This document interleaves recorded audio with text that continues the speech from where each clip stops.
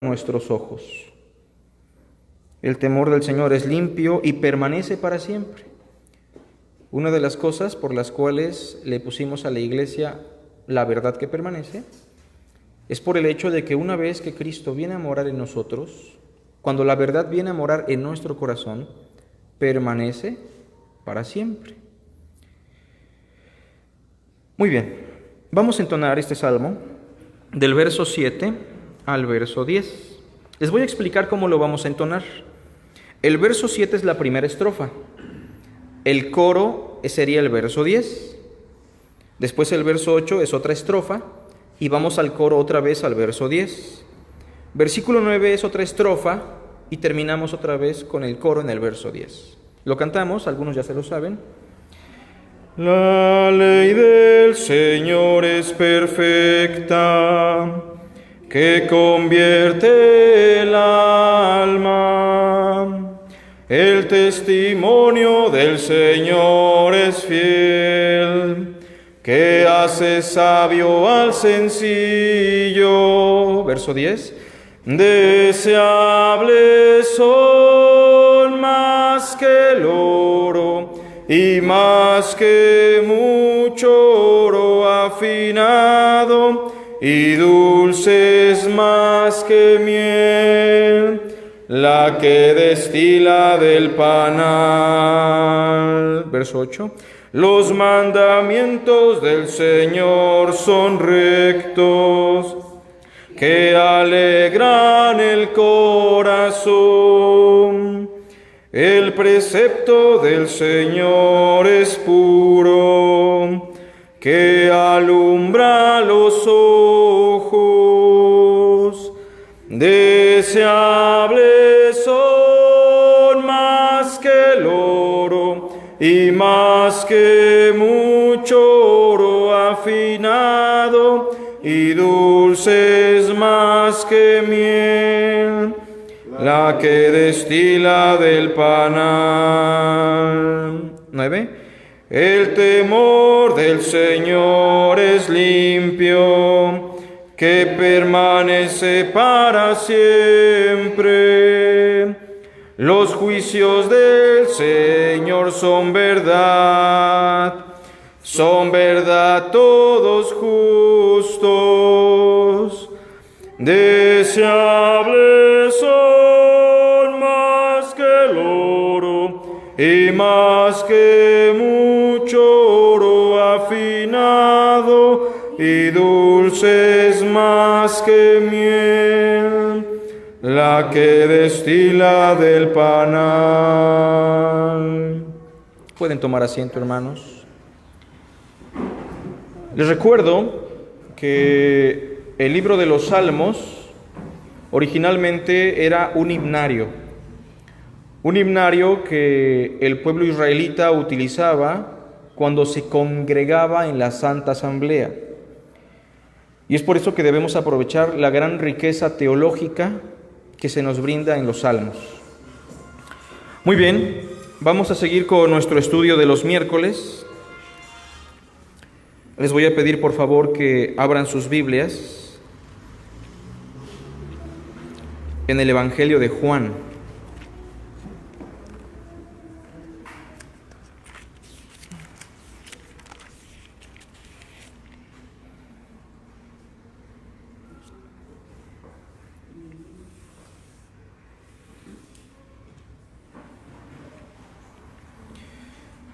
Vamos a saltar unos capítulos al capítulo 3.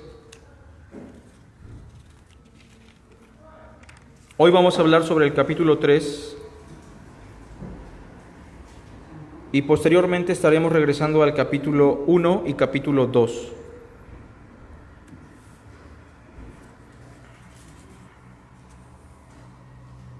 Juan capítulo 3, y vamos a dar lectura del verso 1 al versículo 5. Síganme con su vista, por favor. Había un hombre de los fariseos que se llamaba Nicodemo, un príncipe entre los judíos. Este vino a Jesús de noche y le dijo: Rabí, sabemos que has venido de Dios como maestro, porque nadie puede hacer estas señales que tú haces si no está Dios con él. Leemos juntos el 3. Respondió Jesús y le dijo: de cierto te digo, que el que no naciere de nuevo no puede ver el reino de Dios. Nicodemo le dijo: ¿cómo puede un hombre nacer siendo viejo? ¿Puede acaso entrar por segunda vez en el vientre de su madre y nacer? Respondió Jesús: de cierto te digo, que el que no naciere de agua y del Espíritu no puede entrar en el reino de Dios. Hagamos una oración. Te agradecemos, Padre eterno, porque tú eres el Dios soberano que creaste todo lo que existe, porque de tu ser emana todo cuanto conocemos, y hoy necesitamos, Señor, ser instruidos por tu palabra. Hoy necesitamos ser confrontados con tu verdad. No tenemos ningún otro interés sino ser edificados y ser confrontados con tu amor que está expresado en la verdad. Rogamos que nos ilumines y te suplico por los hermanos que están aquí para que su corazón pueda ser transformado, que quiten sus ojos del predicador inútil que está delante de ellos y que a mí me des el conocimiento, la sabiduría y también el interés para poder hacer lo que tu palabra enseña. Te damos a ti las gracias, Padre, en el nombre de Cristo. Amén. Si notan, hay una realidad que se repite 2 veces en este texto que acabamos de leer. En el verso 3, Cristo le dice a este hombre que si no nace de nuevo, no puede ver el reino de Dios. Y se hace más enfático en el versículo 5, porque al final le dice que si no nace del agua y del Espíritu, ni siquiera puede entrar en el reino de Dios. Entonces, si pudiéramos encontrar cuál es la médula temática de esta sección, sin duda alguna, el verso 3 y el verso 5 nos muestran cuál es el tema que Cristo le quiere transmitir a Nicodemo. Y la pregunta sería, ¿cuál es? Según lo que dice el verso 3 y lo que dice el verso 5. ¿Alguien se ha dado cuenta? ¿Te presto mi Biblia, mija? Ok.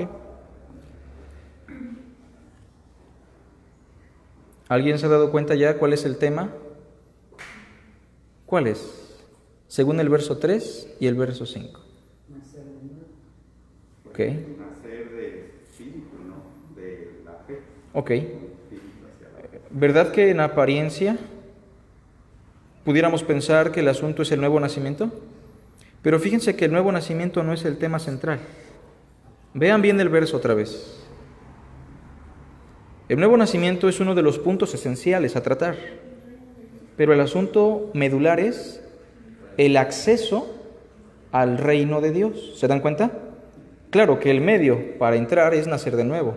Si no nazco de nuevo, no puedo ver el reino de Dios. Si no nazco de nuevo, ni siquiera puedo entrar al reino de Dios. Y entonces el día de hoy vamos a hablar del siguiente tema: el acceso al reino de Dios. El acceso al reino de Dios. ¿Qué es lo peor que le puede pasar a una persona? Ser excluido del reino de los cielos. De hecho, Cristo habla de esto en Lucas, hablando con una multitud. Alguien le preguntó: Señor, ¿son pocos los que se salvan? Y Cristo les dijo: miren, pongan mucha atención, porque una vez que el padre de familia haya cerrado la puerta, Muchos vendrán y tocarán diciendo, Señor, Señor, ¿qué en tu nombre no hicimos muchos milagros? ¿Qué en tu nombre no sacamos fuera demonios? ¿Qué en tu nombre no profetizamos? Cristo dice, ahí será el lloro y crujir de dientes, cuando muchos vean a Abraham, Isaac y Jacob, y a muchos de vosotros en el reino, mientras ellos queden totalmente excluidos. Pero antes de iniciar con el tema, debe quedar muy en claro qué es el reino de Dios. Porque si no tenemos la idea correcta de qué es el reino de Dios, pues no podemos avanzar. Y entonces, en primer lugar, tenemos que hablar de qué es el reino de Dios. Es una pregunta que sirve como directriz para entender nuestro tema. Algunas personas piensan, y creo que yo me incluyo anteriormente entre esas personas, porque cuando yo recién me convierto en cristiano y empiezo a escuchar el término reino de Dios o reino de los cielos, lo que viene a la mente es un lugar, ¿no? Pensamos en un lugar. Y a veces pensamos que el reino de Dios o reino de los cielos es equivalente al cielo o al paraíso. Tal vez alguno de ustedes así piensa o pensaba que el reino de Dios o el reino de los cielos es un lugar, un animalito, ¿verdad? Bueno, el asunto es que el reino de Dios no es un lugar. El asunto es que el reino de Dios no se puede limitar a una ubicación. Ahorita voy a explicar por qué. No pierdan Juan 3 y vayan conmigo a Lucas, por favor.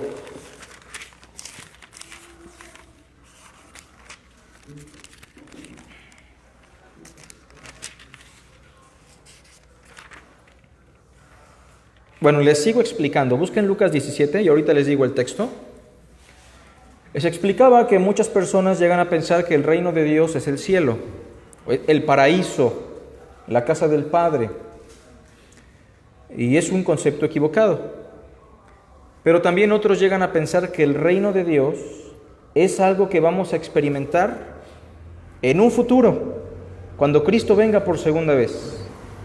Hay quienes incluso exageran esta situación y dicen, bueno, es que en un futuro vamos a reinar incluso 1000 años sobre la tierra con Cristo, ya incluso limitando el reino de Dios a un fragmento del tiempo, 1000 años.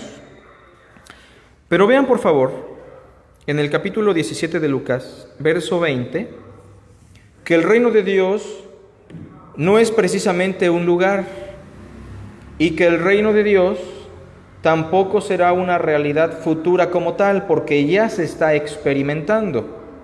Leamos el verso 20 en voz alta. Dice, preguntado por los fariseos, ¿cuándo había de venir el reino de Dios?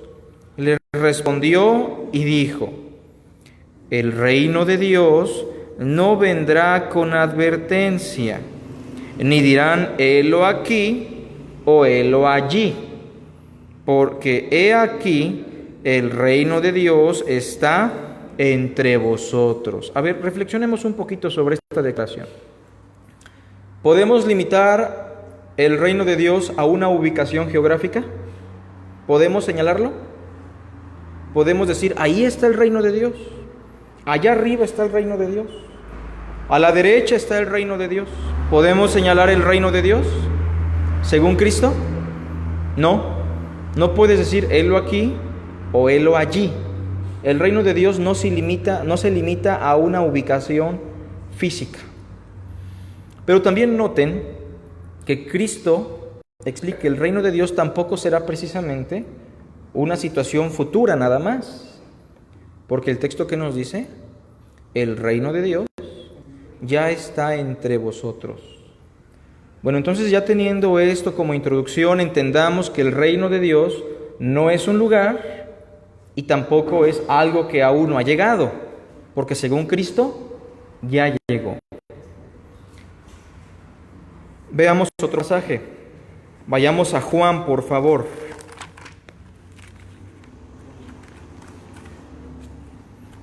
Y busquen el capítulo 19.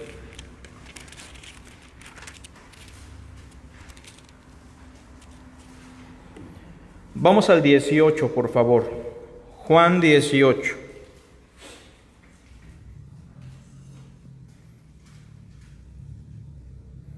Y leamos el verso 36. Escuchen con atención esta declaración.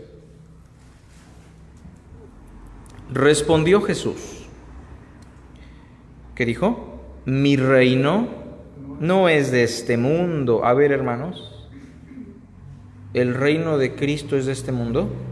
No. Dice, si mi reino fuera de este mundo, mis servidores pelearían para que yo no fuera entregado a los judíos. Pero mi reino no es de aquí.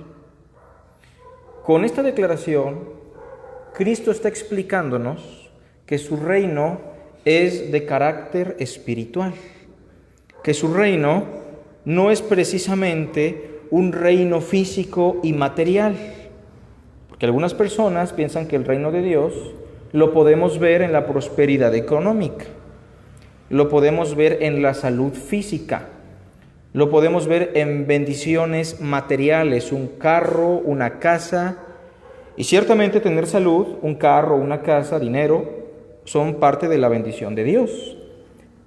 Pero ¿es una ley en todos los cristianos? ¿Es una realidad en todos los hijos de Dios? No, porque el reino de Cristo no es de carácter material, ¿se entiende? Esto como para que ya vayamos desechando la idea de que un día vamos a reinar en la tierra y vamos a tener nuestra mansión y que vamos a prosperar económicamente, porque son conceptos judíos, no cristianos. Les voy a explicar por qué. Cuando los judíos saben que el Mesías va a venir en un futuro y ellos se imaginan el reino del Mesías, ellos recuerdan tiempo atrás que tuvieron unos reyes. ¿Se acuerdan que tuvieron reyes? Y recuerdan tal vez al reino de Salomón. Pregunta, ¿el reino de Salomón fue próspero? ¿El reino de Salomón fue bueno? Dice que la plata y el oro se amontonaba. Se dice que en el reino de Salomón nunca hubo guerras. En el reino de Salomón la sabiduría, la poesía, la literatura proliferó. Y entonces los judíos llegaron a pensar que cuando el reino de Dios llegara a este mundo, iba a ser aún mejor que el reino de Salomón, ¿se entiende? La sorpresa que se llevaron fue que Cristo dice, mi reino no es de este mundo. Y cuando ellos esperan la paz mundial, porque si Salomón trajo paz a Jerusalén, de seguro el Mesías va a traerle paz al mundo entero. Se llevan un chasco cuando Cristo les dice, no piensen que he venido a traer paz a la tierra. Yo no vine a traer la paz mundial, sino todo lo contrario. Vine a traer espada, símbolo de la guerra, símbolo de la división. Es más, les voy a explicar que incluso es tanto así que de aquí en adelante una familia estará dividida en dos partes. La madre contra la hija, la nuera contra su suegra, y los enemigos del hombre serán los de su propia casa. Pero reiteramos, mi reino no es de este mundo. Volvemos a la pregunta ya para entender un poco más esto. ¿Qué es el reino de Dios entonces? Vean conmigo Mateo.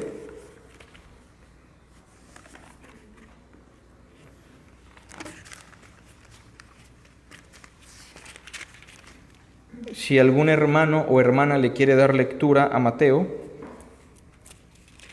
capítulo 6, versículo 9, versículo 10.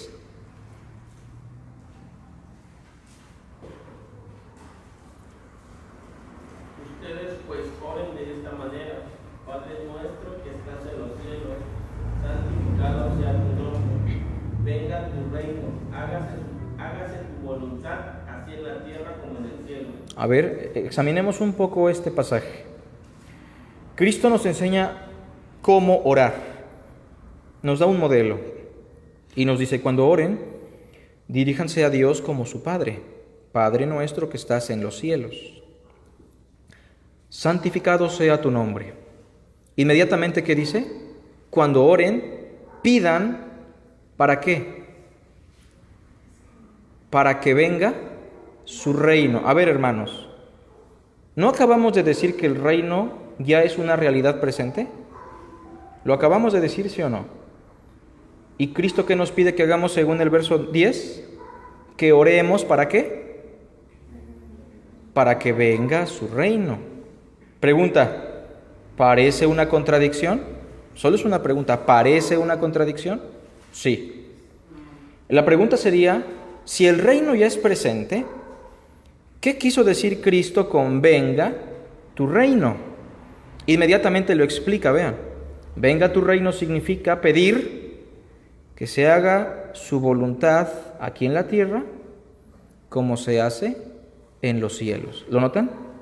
Cuando yo digo, Señor, que venga tu reino, lo que estoy diciendo es, Señor, que podamos ser gobernados por ti como tú gobiernas en los cielos. ¿Se entiende? Cuando yo digo, venga tu reino a mi casa, Señor, que mi familia, yo, mi casa, podamos hacer tu voluntad. Cuando pedimos que en la iglesia se extienda el reino de Dios, no estamos pensando en números de personas o en las ofrendas, estamos pensando en que los pocos hermanos que estén pidan para que puedan hacer la voluntad de Dios. Quiero que noten cómo reino de Dios y voluntad de Dios son términos sinónimos. Este es el primer ejemplo, ¿no? Venga tu reino, hágase tu voluntad. Mateo 7:21, otro hermano o hermana en voz alta.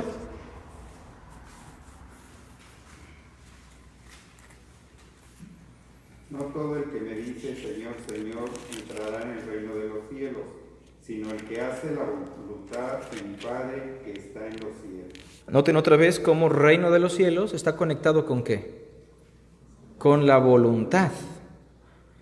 Otro texto que nos puede ayudar a tener en claro qué es el reino es ahí mismo en Mateo, por favor.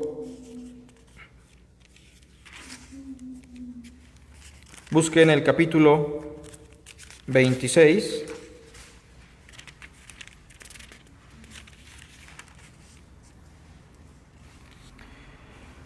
Versículo 38 en adelante. Escuchen con atención. Mateo 26, verso 38 en adelante. Entonces Jesús les dijo: mi alma está muy triste hasta la muerte. O sea, estoy tan triste que podría morir de tristeza. ¿Se entiende la idea? Quédense aquí y velad conmigo.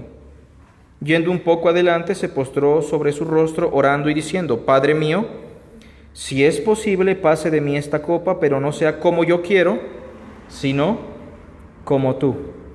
¿De qué está hablando el texto? De la voluntad de Dios, ¿no? Incluso en la oración de Cristo. ¿Quiénes son mis hermanos? ¿Quién es mi padre? ¿Quién es mi madre? ¿Quiénes? Los que hacen la voluntad de mi Padre que está en los cielos. Conclusión, ¿qué es el reino de Dios? Una realidad presente, espiritual, que se hace palpable cuando vemos que un individuo o muchas personas están gobernados, en otras palabras, están haciendo la voluntad de Dios. ¿Se entiende? En términos muy concretos, el reino de Dios es el gobierno de Dios a través de su Hijo, el Cristo. ¿Los inconversos pueden ver el reino de Dios, hermanos? ¿No? Pregunta, ¿usted lo puede ver o no lo puede ver? Cuando vemos al esposo, a la esposa, al joven, al hermano, cambiar su estilo de vida, sometiéndose a la voluntad de Dios, ¿qué estamos viendo? El reino de Dios, ¿se entiende? Cuando vemos que la iglesia tiene conflicto, pero al final de cuentas los hermanos se humillan ante Dios juntamente con el pastor y hacen lo que Dios quiere, ¿qué estamos viendo? El reino de Dios. Cuando vemos a un hermano en soberbia, en orgullo, que no quiere perdonar, pero al final se doblega, ¿qué estamos viendo ahí? El reino de Dios. Pero ningún inconverso puede percibir el reino de Dios, ¿se entiende? Ningún inconverso puede entrar a ese gobierno. Y si usted ha creído en Cristo, usted ya está viendo el reino de Dios y usted ya lo está experimentando. Y claro que también el reino de Dios muchas veces tiene que ver con la bendición de Dios. No solamente espiritual, sino también muchas veces material. Pero no es esencial para que sea el reino de Dios. ¿Se entiende? Hace unos años, yo era un joven muy rebelde, ¿no? 2010 aproximadamente, súper áspero, agresivo, orgulloso, soberbio, vanidoso. Yo no pude ver realmente en qué momento Dios me cambió. No del todo, porque sigo siendo un hombre pecador, con orgullo, soberbia. Pero el punto es que aunque yo no me daba cuenta, mi madre, que era la que más batallaba conmigo, se empezó a dar cuenta. Obviamente ella ya había experimentado la fe en Cristo. Ella estaba viendo el reino de Dios, ¿o no? En mí. Aunque yo ni siquiera era consciente ni estaba dimensionando lo que me había pasado. Nuestro hermano Aurelio, cuando lo conozco, también era un hombre como cualquier otro hombre. Se le prediqué el Evangelio. De hecho, yo pensé que estaba muy enojado porque le prediqué de una manera muy abrupta el mensaje.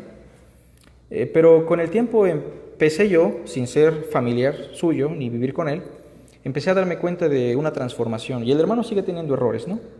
Sigue siendo un hombre pecador. Pero lo mismo puedo decir de todos aquellos que yo conozco de manera más personal, como mi hermano Rosendo. Entre nosotros podemos percibir el reino de Dios, hermanos. Y muchas veces nos queremos rebelar ante el reino de Dios.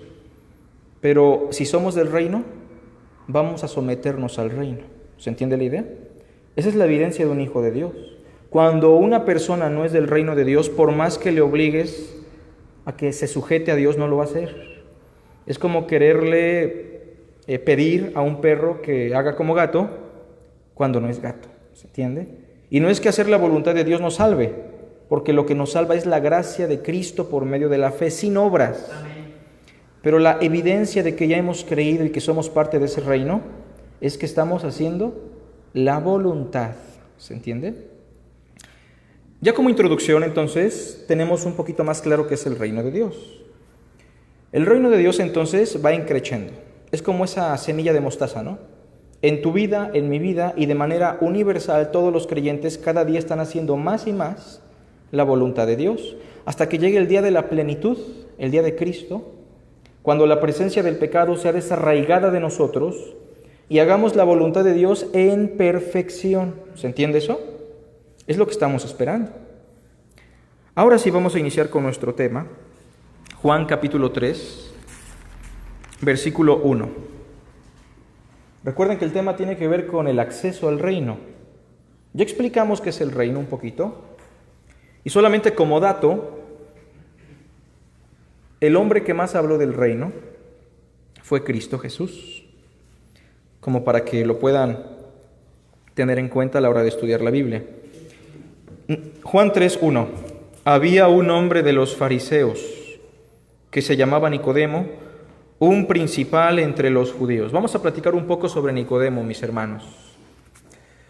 No sé si recuerdan, mis hermanos del seminario, porque aquí tenemos a 4 y a una hermanita que estuvo un tiempo y a nuestro hermano Rosendo, ¿verdad? Explicábamos en el seminario que los nombres en el judaísmo se le colocaban a los niños después de unos días, unas semanas, incluso unos meses, hasta ver cómo era la personalidad, el carácter del niño. ¿Se acuerdan? Y en función de eso se le daba un nombre. Si salía muy altito, pues tal vez le ponían Saúl, el grande. O si era muy exitoso, pues también Saúl, el grande, pero en un sentido más profesional, ¿no? Si el niño era un tramposo, Jacob, y así sucesivamente. Los nombres, por lo regular, reflejaban la esencia o la personalidad del individuo. En este caso, ¿cómo se llama este hombre? Nicodemo. La palabra Nicodemo o el nombre Nicodemo significa el que está por encima del pueblo, el que está por arriba de la media. ¿Se entiende cuál es la idea? Este es un hombre exitoso. Este es un hombre que está por encima de la media. Este es un hombre que ha sobrepasado lo común entre el pueblo de Israel. Este es un hombre exitoso. Este es un hombre que tiene un nombre muy parecido al de Saulo. Saulo de Tarso, ¿quién era? El grande de Tarso. No en referencia a su estatura, sino a su éxito, a su capacidad académica, a su capacidad intelectual. De manera que Nicodemo es un hombre que está por encima de los demás en un sentido intelectual, en un sentido profesional, en un sentido académico. ¿Han escuchado el término los nicolaitas en Apocalipsis? Aborreces la doctrina de los nicolaitas, le dice Cristo a una iglesia. No es que esa secta haya existido, no existió la secta de los nicolaitas. Más bien había hermanos que querían ponerse por encima del pueblo, se querían enseñorear, ¿se entiende? Bueno, Nicodemo entonces es un hombre exitoso ya, nada más por su nombre, ¿se entiende? Nada más por cómo se llama, ya podemos imaginarnos el éxito que este hombre tiene entre los demás. Versículo 1, es una pregunta, ¿tenía religión Nicodemo? ¿Era religioso? ¿Sí? ¿Qué religión tenía? Era un fariseo, o sea, era judío, pero recuerden que ser judío es simplemente un indicativo de su etnia, pero él tenía como religión el fariseísmo. Entre los judíos había al menos 3 religiones oficiales o que predominaban. Los esenios, que eran los más o los menos conocidos, los saduceos, que no tenían la doctrina ortodoxa, pero tenían mucha influencia en el Sanedrín, y estaban los fariseos. La palabra fariseo es la palabra el apartado, o también a veces se traduce como el puro. ¿Qué entendemos por apartado y puro? Pues una persona que no se junta con los demás. Precisamente los fariseos se caracterizaban por tener una buena doctrina, hay que reconocerlo, pero habían implementado muchas tradiciones con el afán de conservarse puros. Los fariseos también tenían una enseñanza bastante grotesca, en la cual ellos enseñaban que todos los que nacían enfermos estaban malditos por Dios. ¿Se acuerdan de ese ciego de nacimiento? ¿Qué le dijeron los discípulos a Cristo? ¿Alguien se acuerda? ¿Qué le dijeron? ¿Quién pecó? ¿Este o sus padres? Pregunta, ¿de dónde sacaron los discípulos o por qué dan por hecho que un enfermo nace enfermo por el pecado? ¿Quién les transmitió esa información? Los fariseos. Se entiende que los discípulos ya tenían una influencia farisea, una religión que predominaba y había propagado que los enfermos estaban malditos por Dios. Pero no solo ellos, también los pobres. Los pobres están bajo la maldición de Dios y ellos no pueden obtener ningún beneficio porque están bajo la ira de Dios. ¿Se acuerdan del joven rico, hermanos? Cristo le dijo, vende todo lo que tienes, dalo a los pobres y sígueme. ¿Y qué dijo el joven rico? Que no, porque tenía muchos bienes. Entonces por ahí Pedro dijo, entonces, ¿quién podrá salvarse? Porque Cristo había dicho que era más fácil que un camello pasara por el ojo de una aguja, que era una puerta muy pequeña. Tenían que arrodillar al camello y meterlo con tal de que no se los robaran. Entiéndase que el camello en aquellos días era como el suru, el automóvil más robado. Y entonces los judíos tenían unas puertas muy pequeñas donde ellos cabían, a las cuales se les llamaba agujas.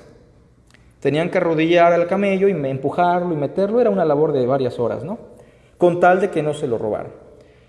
Y Cristo dice, es más fácil pasar un camello por el ojo de una aguja a que un rico entre en el reino de los cielos. Un choque mental en la doctrina ¿de quién? De los fariseos, porque los ricos son los que van al cielo. La riqueza es evidencia de la prosperidad. La riqueza, lo material, la salud, es evidencia de que Dios te ama y que te está bendiciendo. Los ricos van delante en el reino de los cielos, ¿se entiende? Es lo que decían los fariseos. Por eso también se escandalizaron cuando Cristo les dijo, de cierto os digo que las rameras y los publicanos van delante de ustedes en el reino de los cielos. Un fariseo se caracterizaba por ser legalista, por ser soberbio, por ser orgulloso, por ser un hombre que destilaba conocimiento pero a su conveniencia, pero que aparte no estaban dispuestos al servicio, ni al amor, ni a ninguna otra cosa que tuviera que ver con la humillación.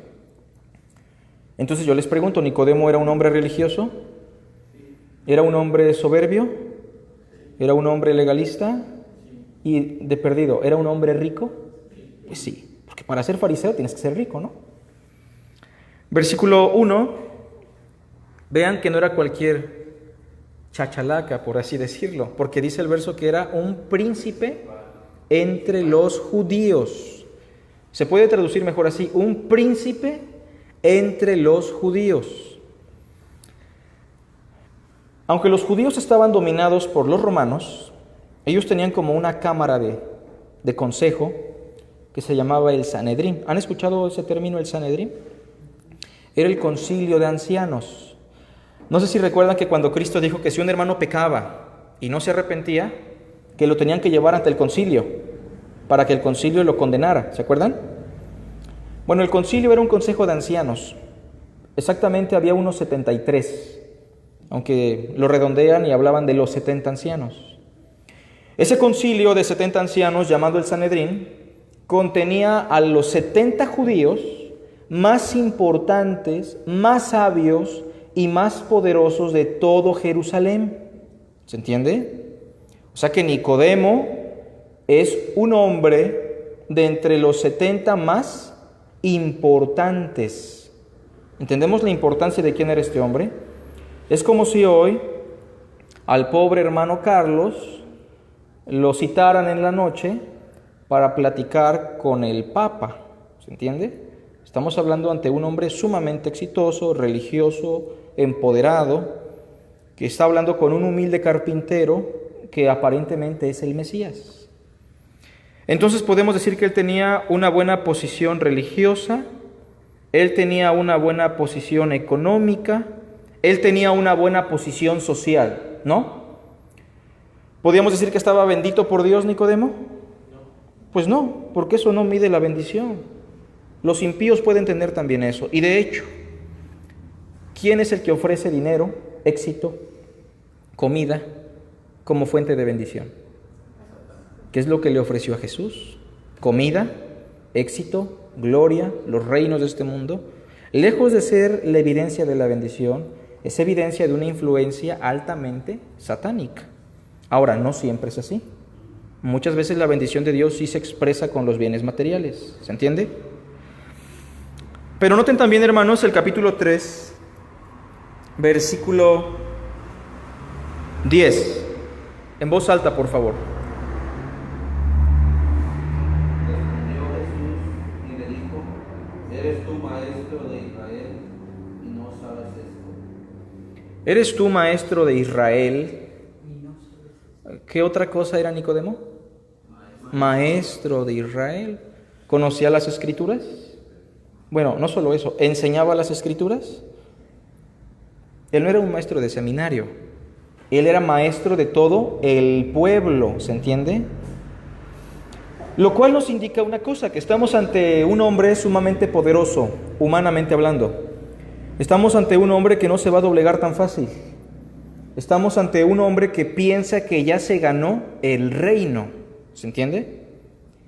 Pero como todo ser humano, con todo el éxito que él tiene, en él existe un vacío, en él existe una inquietud, en él existe una vacuidad.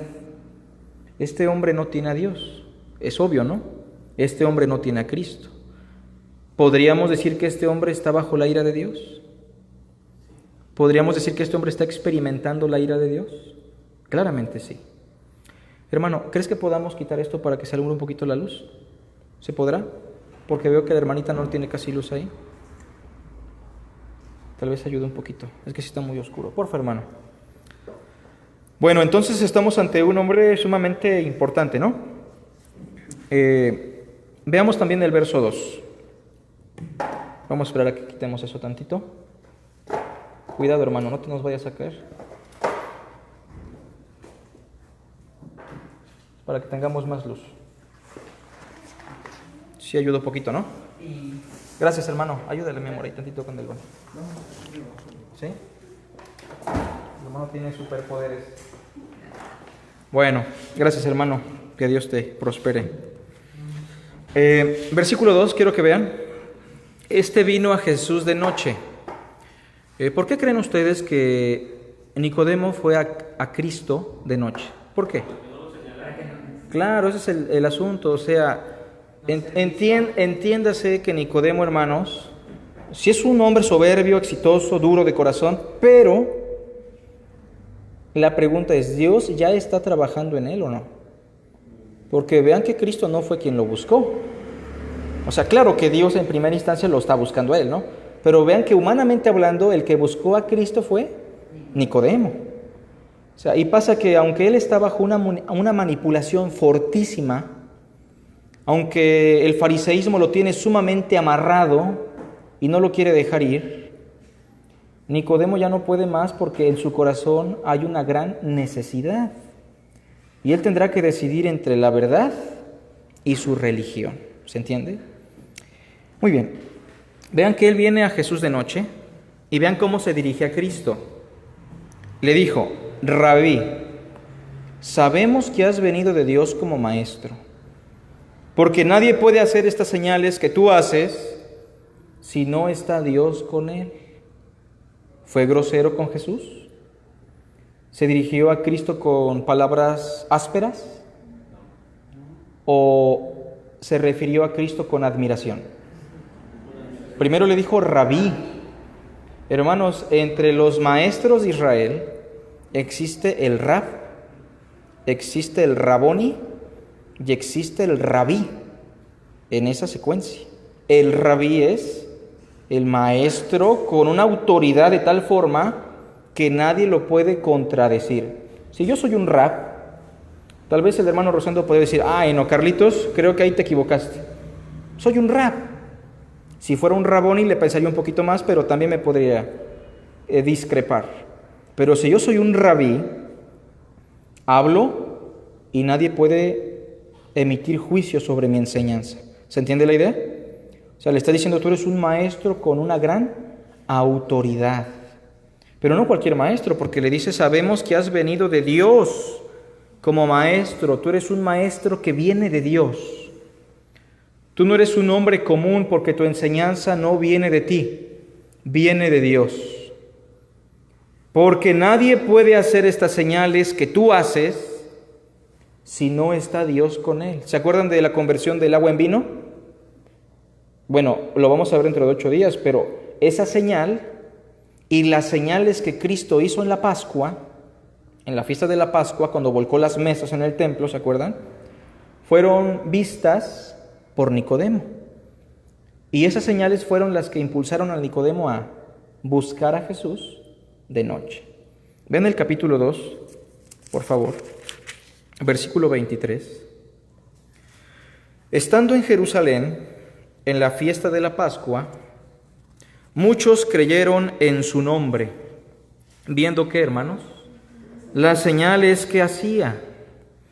Pero Jesús mismo no se fiaba de ellos porque conocía a todos. ¿Ahí estaba Nicodemo? ¿Sí o no? Pues como el principal de entre los judíos no va a estar en la Pascua. ¿Y conocía Cristo los pensamientos de todos ellos? Sí, porque Dios se los revelaba como profeta. Así como le dijo a Natanael: antes de que vinieras, cuando estabas debajo de la higuera, te vi. Versículo 25, y no tenía necesidad de que nadie le diese testimonio del hombre, pues él sabía lo que había dentro o en el hombre. Ese contexto es el que nos indica que Cristo ya tenía un antecedente de Nicodemo, de su vacío, de su condición, y eso también nos indica que Nicodemo ya tenía unos antecedentes de Cristo. Pero Nicodemo estaba vacío, ¿no? Nicodemo estaba bajo la ira de Dios. Recuerden que la ira de Dios no es Dios enojado arrojando truenos. La ira de Dios es una existencia sin la presencia de Dios. Eso es la ira de Dios, la ausencia del amor. Si la mayor manifestación de Dios es el amor para el bien del hombre, el terror más aterrador, más duro será no experimentar el amor de Dios. Lo que nos lleva a un principio, hermanos. Podemos tener religión, ¿se entiende? Podemos ser bautistas, presbiterianos, pentecostales, lo que quiera usted, pero no somos parte del reino precisamente. Eso no nos hace parte del reino. Podemos tener una buena economía, una buena posición social, pero eso no nos hace parte del reino.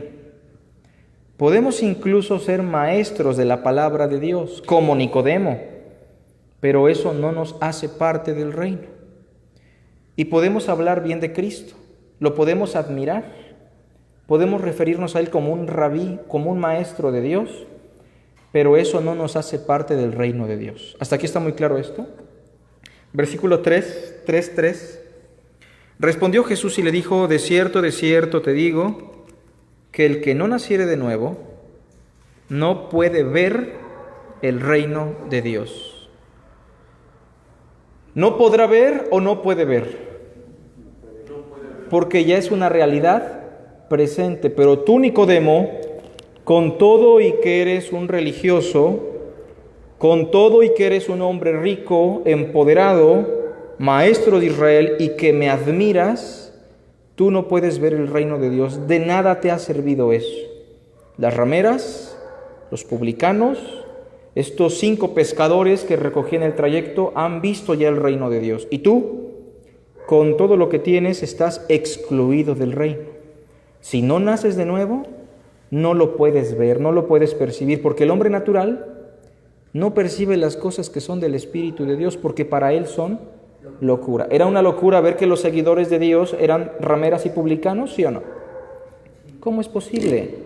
Si los que siguen a Dios tienen que ser los santos, los puros, los rectos, es una locura. Por eso ellos no podían percibir el reino de Dios.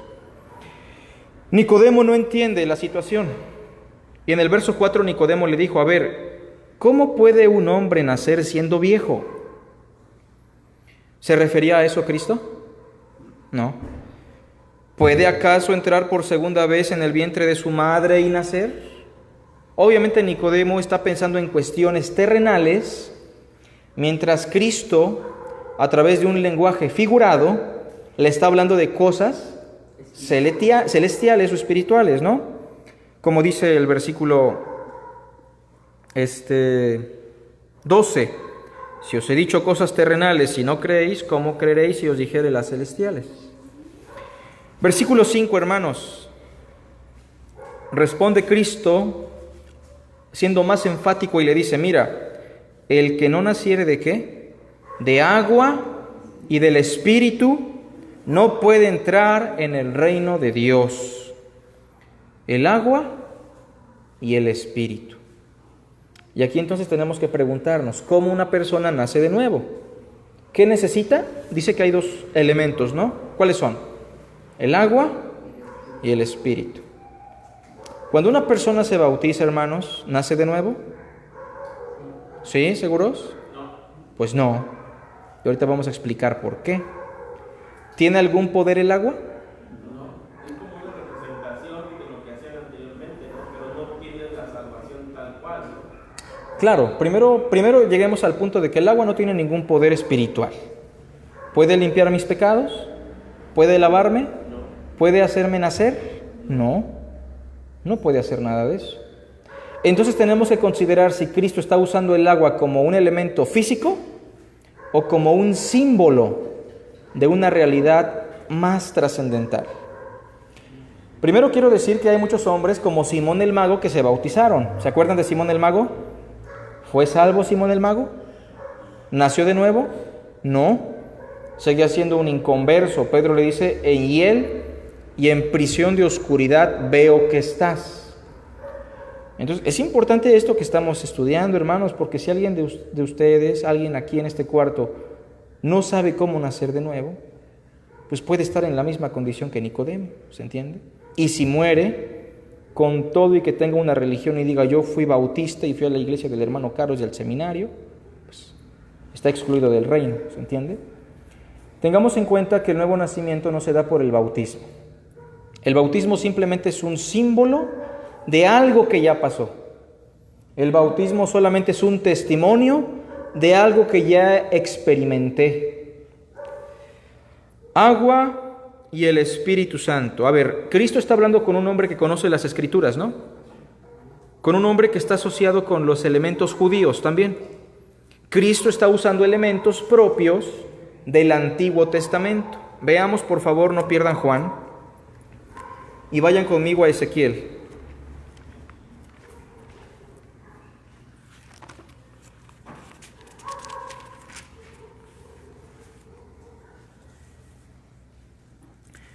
Verso 25 en adelante. Ezequiel 36, no les dije, ¿verdad? 36, 25. Perdón, hermanos. Entendiendo que Cristo está hablando con un hombre conocedor de las escrituras hebreas y que está asociado con los elementos simbólicos propios de los ritos, puede ser que por ahí Nicodemo esté entendiendo un poquito más ya lo que Cristo le quiere comunicar. Pero voy a ser un poco exagerado, hermanos. Cristo no está sacando ideas propias. Cristo le está citando las escrituras. ¿Sale? Veamos, verso 25. Ezequiel da una profecía sobre el futuro. ¿Cómo dice Ezequiel? Esparciré sobre vosotros agua limpia, y seréis limpiados de todas vuestras inmundicias, y de todos vuestros ídolos os limpiaré. Esta agua que promete Ezequiel es agua limpia que nos va a purificar de nuestra idolatría y de nuestra inmundicia. ¿Es un agua real o es un símbolo? Claro, porque no podemos pensar en un agua literal. Ningún agua puede ser tan limpia como para purificar nuestra alma, nuestra idolatría. De ahí que algunas personas venden en botellitas, ¿no? El agua para purificar los pecados de algunos. Bueno, ¿es un símbolo de qué? El agua, aquí. Vean el verso 25. ¿Es un símbolo de qué? Bueno, sí, pero es un símbolo de purificación. Hasta ahí, ¿no? No vamos a adelantarnos mucho. El agua en este texto es un símbolo de qué? Purificación. Ese es el asunto, que en un futuro no pensemos tanto en el agua, sino en que Dios en un futuro a su pueblo lo va a purificar. ¿Se entiende la idea? La idea es que se nos quede incrustada esta promesa, la purificación. No tanto si va a haber agua o no, es la purificación. El agua solo aquí es un elemento simbólico. Versículo 26, os daré ¿qué? Corazón nuevo. A ver, hermanos, vean la comparativa. Nuevo nacimiento, nuevo corazón. ¿Se entiende la idea? Es una analogía de lo que Cristo está enseñando. Y pondré espíritu nuevo dentro de vosotros, y quitaré de vuestra carne el corazón de piedra, y os daré un corazón de carne, y pondré dentro de vosotros mi ¿qué? ¿Qué otra promesa tenemos aquí? Que el Espíritu Santo vendrá a morar en el corazón de su pueblo en un futuro. ¿Se dan cuenta cómo el Espíritu Santo y el agua se conjugan en esta promesa? O sea, la promesa es que en un futuro habrá purificación por medio del Espíritu. Ese es el asunto. De tal forma que el Espíritu va a venir a morar en el corazón del hombre. Pregunta, ¿el Espíritu Santo moraba en el corazón de David? ¿En el corazón de Sansón? ¿O solamente estaba con ellos? Pero no estaba en ellos. Y la promesa es que el Espíritu vendrá a morar en nosotros y nos va a purificar y nos va a hacer nuevas criaturas, o al menos aquí dice un nuevo corazón. Estas mismas metáforas aparecen en el Nuevo Testamento como nuevo corazón, nueva criatura, nuevo nacimiento, pero son metáforas que aluden a una regeneración, a una nueva naturaleza, el Espíritu implantado en nosotros. ¿Se entiende? Cuando Cristo entonces le dice que tiene que nacer del agua y del Espíritu, ¿en Nicodemo está entendiendo un poquito más? ¿Sí o no? Un poquito más, pero no del todo. Vean también conmigo Tito, no pierdan Juan, por favor, pero vayan conmigo a Tito. Y a ver si una hermanita nos puede hacer el favor, una hermana valiente, que pueda leer Tito, capítulo 3, versículo 5 y 6, en voz alta, una hermana, por favor. Tito 3, versos 5 y 6.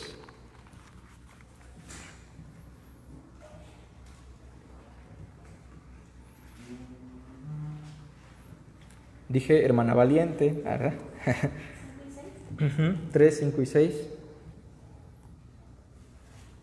Nos salvó no por obras de justicia que nosotros hubiéramos hecho, sino por su misericordia, por el lavamiento de la regeneración y por la renovación del Espíritu Santo. Vean cómo dice, nos salvó, obviamente no por obras de justicia que nosotros hubiésemos hecho, sino por su misericordia. Somos salvos, ¿por qué, hermanos? Por pura misericordia, no por obras. ¿Qué dice después? ¿Por el qué? Lavamiento. ¿Es un símbolo, sí o no? De que fuimos purificados, de la regeneración, una nueva naturaleza, y por la renovación de nuestro ser, ¿en quién? En el Espíritu. Pregunta, ¿quién nos lavó? Según el verso 5. ¿Alguien se da cuenta quién nos lavó según el verso 5? El Espíritu Santo. ¿Se dan cuenta cómo se conjuga otra vez aquí el Espíritu Santo con el lavamiento? Entonces, regresando a Juan 3:5, cuando se dice que Nicodemo tiene que nacer del agua y del Espíritu, en otras palabras, ¿qué le está diciendo? Le está diciendo, necesitas experimentar un lavamiento por el Espíritu. Necesitas el Espíritu Santo para que tu ser sea purificado, renovado, para que tu naturaleza sea transformada. ¿Se entiende, verdad? Muy bien. Juan 3:5 le dice, el que no naciere del agua y del Espíritu no puede entrar en el reino de Dios. Mira, Nicodemo, lo que es nacido de la carne, carne es. Pero lo que es nacido del Espíritu, espiritual es. Esa es la idea. Para este momento, ¿cómo creen ustedes que se siente Nicodemo? ¿Cómo? Humillado, tal vez no tan enojado, pero decepcionado. ¿De qué? De que no esperaba las cosas como él creía, ¿no? Que era totalmente opuesto a lo que él hacía, ¿no? Claro, él está decepcionado de que ha invertido toda su vida, y pensemos que Nicodemo, si era parte del Sanedrín, ya era un anciano. Había invertido toda su vida, su intelecto, sus fuerzas para ganarse el reino de Dios. ¿Pero por qué fue a Cristo en la noche? Porque él sabía que algo andaba mal. ¿No les ha pasado que a veces están como que muy firmes en algo, pero dicen, pero siento que algo anda mal? Bueno, Nicodemo estaba así. Para este momento Cristo ya lo bajó de su nube, él está por los suelos, ha sido mostrado como un hombre miserable que no tiene acceso al reino, y la pregunta es, ¿quería Cristo que Nicodemo se sintiera así? ¿Quería Cristo que Nicodemo se sintiera miserable y perdido? ¿Cómo ven? Pues sí, porque si una persona no se siente miserable y perdida, ¿cómo puede ser salva? Tenemos primeramente que llorar para reír. Tenemos que primero entender nuestro cáncer para clamar por la cura. Tenemos primero que sentirnos pobres en espíritu, en bancarrota, para ser bienaventurados. Necesitamos entender nuestra gran condición depravada, injusta, para poder apreciar el gran amor de Dios. ¿Quién es el que ama más? ¿Al que mucho se le perdona o al que poco se le perdona? Es una pregunta que Cristo hizo alguna vez. ¿Quién creen ustedes que amó más a Dios? ¿Esa ramera que estaba a punto de ser apedreada? ¿Esa mujer adúltera que fue perdonada y restaurada? ¿O su servidor que simplemente un día fue convertido a Cristo pero sin cometer actos tan inmorales? ¿Quién creen que amó más a Cristo? Pues esa mujer, porque al que mucho se le perdona, mucho ama, es lo que dijo el Señor. Entonces quiero que ustedes, hermanos, dimensionen cómo está Nicodemo ahorita. Él está destrozado, está muy triste, nada le sirve, y lo peor de todo es que aunque Jesús no sea un alto clérigo, aunque es un hombre humilde, que se acompaña de gente humilde, y aunque Nicodemo en su humanidad dice, no es posible que me esté diciendo cosas como estas, él sabe que este hombre, Jesús, el hijo del carpintero de Nazaret, le está diciendo la verdad. Y Nicodemo no puede resistirse ante la verdad. ¿Se entiende? Él tiene dos opciones: crujir sus dientes y contribuir a la muerte del Mesías, enojado porque le dijo la verdad, o llorar, humillarse y clamar por la gracia de Dios. Él solo tiene esas dos opciones. Vamos a adelantar un poco. Versículo 9.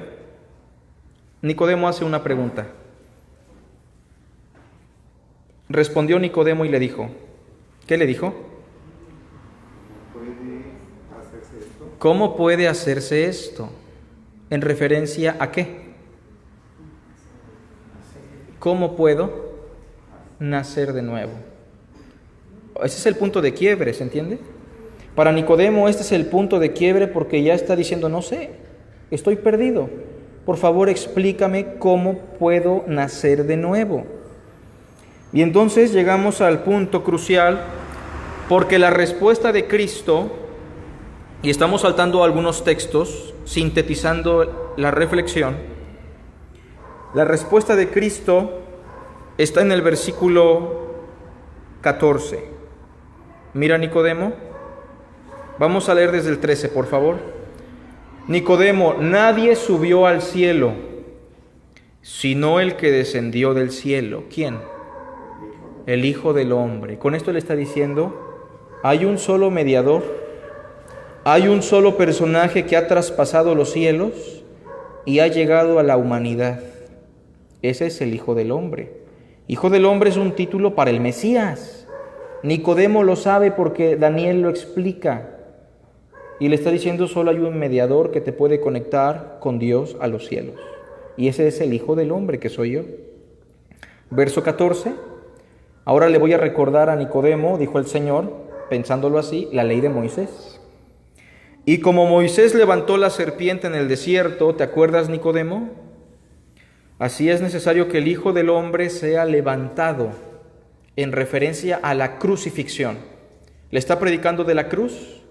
¿Le está predicando de la muerte del Mesías por los pecados de la humanidad? Cargando con la maldición de Dios simbolizada por esa serpiente. Y en el versículo 15 le dice, para que todo aquel Nicodemo, y queda muy claro esto porque Nicodemo debe entender que no solamente para los fariseos, sino también para los enfermos y los pobres y todos los hombres del mundo, para que todo aquel que en él cree no se pierda, mas tenga la vida eterna. ¿Sabes por qué, Nicodemo? Verso 16. Porque de tal manera amó Dios al mundo. Vean, ese versículo tan famoso está en el contexto de la charla con un hombre endurecido, con un hombre lleno de soberbia y de religión. Y le está diciendo Cristo a Nicodemo, mira, Nicodemo, ustedes los fariseos piensan que Dios ama únicamente ¿a quién? A los fariseos.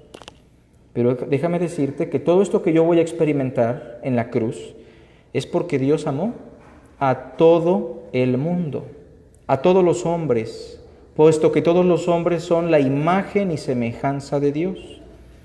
Porque de tal manera amó Dios al mundo que ha dado a su Hijo único, el único en naturaleza con el Padre, que dice el verso 16, para que todo aquel que en Él cree no se pierda, mas tenga vida eterna. ¿Cuál es la respuesta de Cristo a Nicodemo? ¿Cómo puede hacerse esto? ¿Cómo puedo nacer de nuevo? ¿Cuál es la respuesta, mis hermanos? Según el verso 15 y 16. Pregunta, se las hago yo a ustedes. ¿Cómo una persona puede nacer de nuevo? La respuesta está en el texto siempre. ¿Cómo, hermanos? Creer. Pero solamente es creer. Es creer en alguien en específico y en algo en específico. Porque si le preguntamos a una persona allá afuera, ¿usted cree en Dios? ¿Qué nos va a decir? ¿Y cree en Dios, sí o no? Pues sí, cree en la existencia de un Dios, nada más. Pero no basta con creer. Es creer en algo en particular. Que Jesús es el Cristo, el Hijo de Dios, que fue levantado en la cruz por nuestros pecados, que es el único mediador entre Dios y los hombres, que es el único justo y perfecto, y que su sacrificio es suficiente para aplacar la ira de Dios sobre nosotros. Y podemos decidir entre ser condenados en Cristo o ser condenados en nuestros pecados. Pregunta, ¿ya fuimos condenados? En Cristo ya fuimos condenados. Ya no tenemos condenación. Y ahora ya tenemos vida eterna. Versículo 17. Porque no envió Dios a su Hijo al mundo para condenar al mundo, sino para que el mundo se salve por medio de él. 18. El que en él cree no es condenado, Nicodemo. Pero el que no cree ya ha sido condenado. ¿Es así de fácil, hermanos? ¿Así de fácil un hombre puede nacer de nuevo? ¿Solamente creyendo en Cristo? Pues sí, así de fácil es la salvación, pero no es tan fácil porque se requiere humildad, se requiere doblegarse ante la verdad, se requiere reconocer a Cristo como el único mediador. Y entonces hoy es momento de que usted reflexione. Tal vez yo soy como ese pecador o como esa mujer que estaba a punto de ser apedreada, sin religión, sin dinero, sin posición. Pero también yo puedo ser ese hombre religioso que piensa que por sus méritos y que piensa que por la prosperidad está bajo la bendición de Dios. El punto es que ambos grupos tienen su punto de encuentro en la fe en el Hijo de Dios. ¿Qué debo de hacer para ser salvo? Creer en el Señor Jesucristo y serás salvo. No solamente tú, también tu casa, obviamente si también creen. ¿Cómo puedo nacer de nuevo, mis hermanos? Creyendo que Jesús es el Hijo de Dios, que vino al mundo y que murió por mis pecados. El amor de Dios no solamente es para Nicodemo, el amor de Dios es el mismo amor para usted. Y así como Nicodemo tuvo una charla en persona, íntima, en secreto, en la noche con Cristo, y seguramente esa noche cambió su eternidad, seguramente esa noche cambió el rumbo de su destino, es necesario que usted, a través de las Escrituras, llegue al conocimiento de la verdad. Damos por hecho que casi todos nosotros, damos por hecho que todos hemos llegado a la salvación. Pero de no ser así, y de vivir usted una religión, debe entender que este pasaje fue escrito no para Nicodemo, fue escrito para nosotros, para que creamos y también podamos salir de la esclavitud de la religión, de la esclavitud de la posición social. Estamos ante un mundo que nos invade con mucha información, estamos ante un mundo altamente materialista y la religión, el cristianismo no se escapa. Vivimos en un cristianismo altamente egoísta. Examinémonos, evaluemos nuestra condición ante lo que hoy hemos reflexionado. Vamos a hacer una oración, orando también por las ofrendas, y posteriormente podemos despedirnos y podemos pasar a ofrendar. Señor, te agradecemos por la reflexión de tu palabra, porque es perfecta, porque es pura. No merezco ser el portador de tu mensaje, y mis hermanos tampoco merecen escuchar tu verdad, pero por tu gracia tú nos amas y nos has querido manifestar tu conocimiento. Permítenos salir de esta condición en la cual muchas veces el ser humano se puede encontrar, y gracias porque muchos hemos creído ya, hemos pasado de muerte a vida y ya estamos experimentando tu reino hoy. Te damos también las gracias por las ofrendas que tú nos permites darte, en el nombre de Cristo Jesús. Amén. Que Dios les bendiga, mis hermanos.